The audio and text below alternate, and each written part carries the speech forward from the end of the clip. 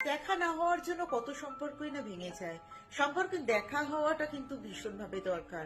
দেখা হয় না বলে দূরত্ব আসে, দেখা হয় না বলে সম্পর্কের মধ্যে ফাটল ধরে, দেখা হয় না বলে ভালোবাসা প্রচুর থাকার পরেও মনের দূরত্ব অনেকটাই বেড়ে যায়। তাই সম্পর্কে যদি সুযোগ থাকে দেখা করার, তাহলে একটু সময় বার করে হোক, 5 মিনিট কি 10 মিনিটের জন্য হলেও হোক, কাছের মানুষের সাথে দেখা করাটা কিন্তু ভীষণ দরকার।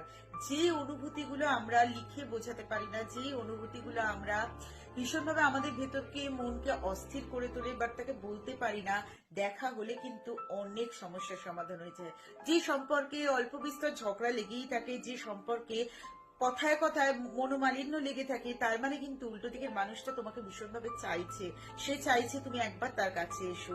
সেই জন্য সম্পর্কে একটু হলেও সময় বার করে দেখা করাটা কিন্তু ভীষণ প্রয়োজন।